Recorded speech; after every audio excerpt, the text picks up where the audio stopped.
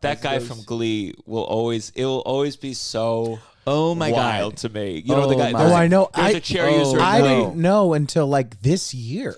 It's only because so he could have like one dream sequence where he gets out of the chair and like does a funky choreography. Yeah. But mostly he's in the chair doing choreo in all the dances. And I just I feel like it would be a tough legacy as the world evolved to be like the thing I'm most known for is pretending I need to use a wheelchair. And here I am walking to my fan conventions. And maybe even if you had like a big chair user fan base, I don't even know. Let me say some things. I've said this before.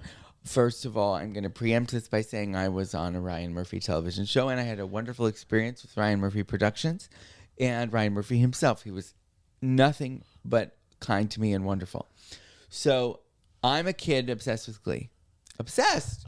Did you ever watch Glee? Do you know anything about it? I think I watched the pilot when it came out, but then I didn't watch anymore. I didn't, and I wasn't, and obviously in the business, I was in high school at Parmer Senior High. And I was in college. Me too. Truly, I loved it. My family loved it. We went to the stadium tour. You know what I mean? Was it good? Was the stadium tour good? Sure, it was fantastic. I just saw Leah Michelle in Funny Girl, so I haven't seen her yet. I saw Beanie, but I have not seen Leah yet. Not saying that I won't. I just am in a play right now, so I'm not seeing other plays, including Titanic, which I will be seeing. And then we can be buddies. Can Titanic give me a little kickback for this fucking show? I feel like we must be getting some people out there. So, okay, here we go. So I obviously was not in the business, so I didn't understand the politics of like why it was so bad that he wasn't a disabled person. I'm just a kid from Ohio who wants to be a star but doesn't understand the very real systemic roadblocks to getting disabled people to become stars. That being one of them, because they could have made a disabled actor a star in the year 2009 when Glee came out. So I really just like enjoyed it, and I thought, oh, wonderful. I am being represented. I am a disabled person who's in high school, and there's a disabled person who's in high school, even though he's not a disabled. All of this. And then he gets out of the chair in whatever it was, season 2 or season 3, to do that dance sequence. And that is when I freaked the fuck out. Wait. Because I was so upset. Because you know what? I don't live in a wheelchair.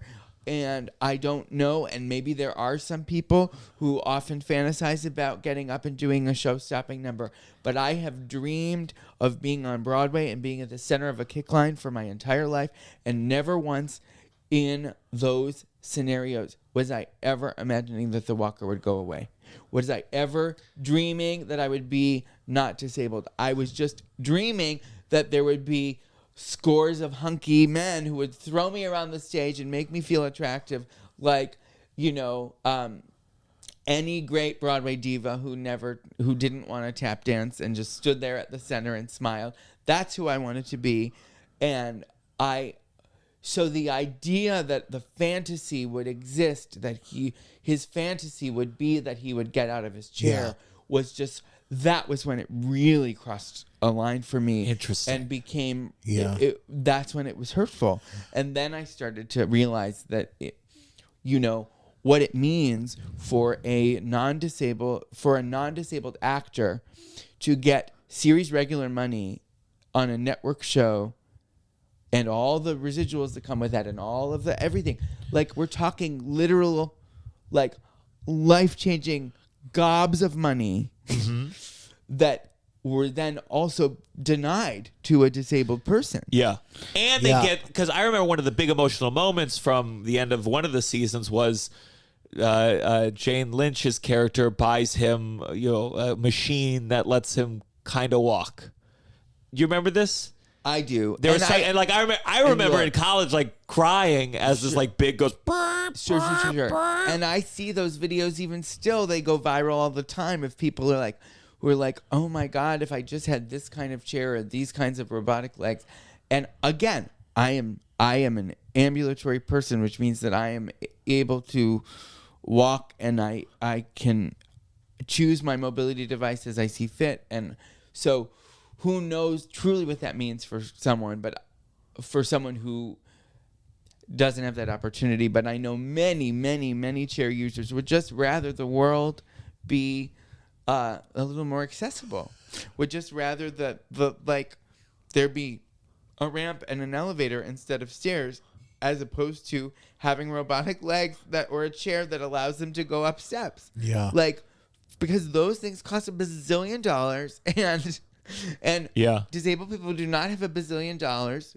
And like, even if we did, we shouldn't be paying for that. We should be trying to make the world more welcoming. Well, as I said, I have a question. Oh, go ahead. Yeah. Was he in the stadium tour? Did you and if so, was he in a chair for the stadium tour?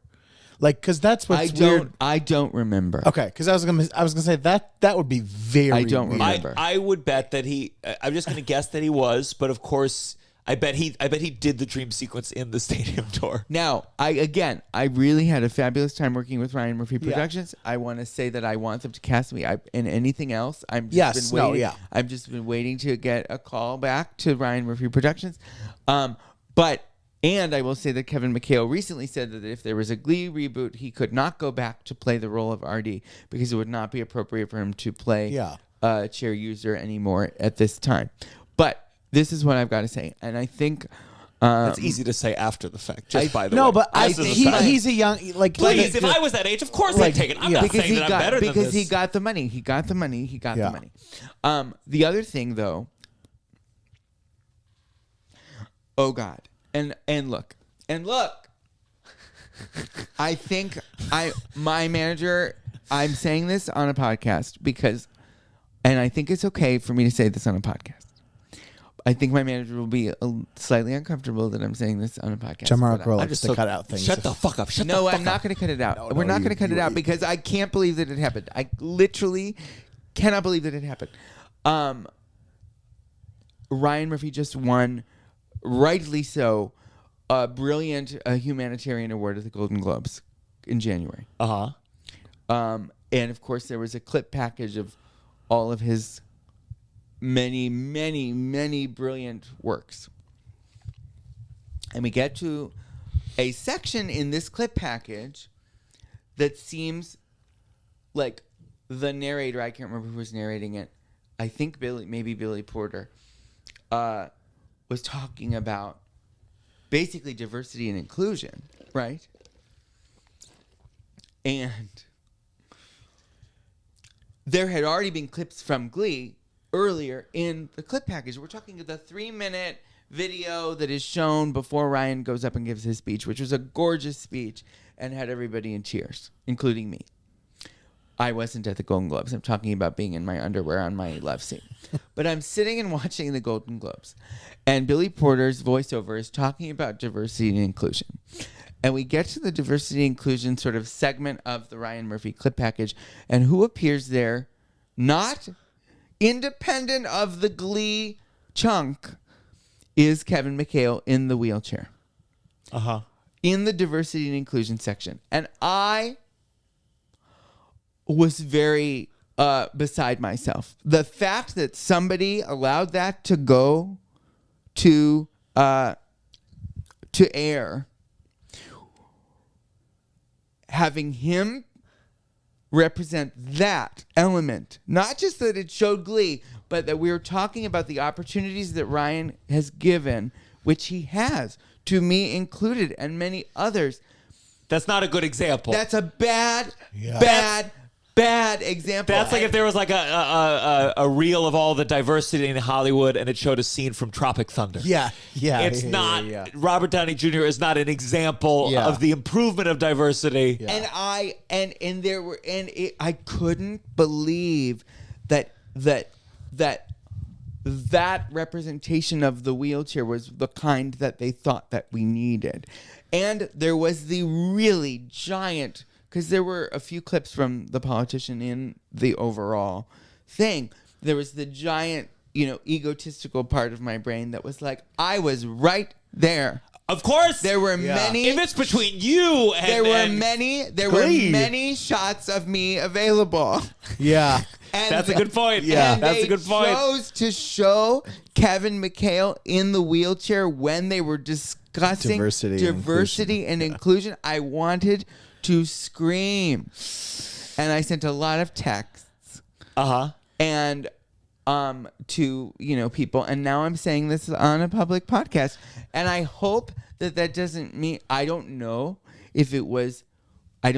who made that package. I don't know why the choices were made.